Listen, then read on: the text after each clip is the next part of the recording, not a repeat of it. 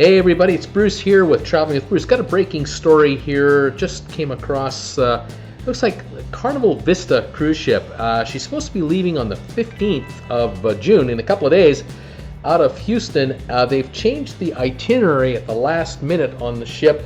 Apparently there are technical issues here, the old favorite word they love to use when there are what we call engine problems on a cruise ship. Technical issues. The ship is going to sail to a couple of different spots. It was supposed to go to Montego Bay and to Grand Cayman and then to Cozumel. Now it's going to go to Roatan, Costa Maya, and Cozumel instead. The passengers who are missing out on Grand Cayman and Montego Bay, they're going to get a $50 credit against their cruise. That'll be added to their ship onboard account.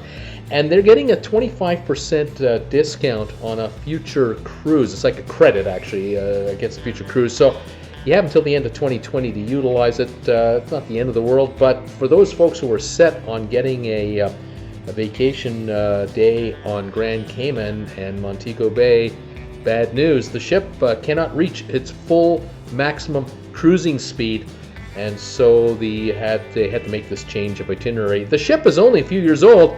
It's a Carnival Vista. The Carnival Horizon is their sister ship.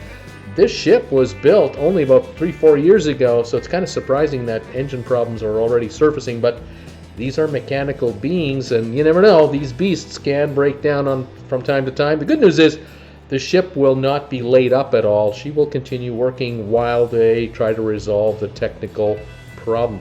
Join me Monday to Friday, 5 o'clock Eastern, Saturdays at 2. We talk cruise ships 6 days a week. Subscribe to my channel today. Hit the bell notification icon. Throw me a thumbs up, and we'll talk to you later, everybody. Bye for now.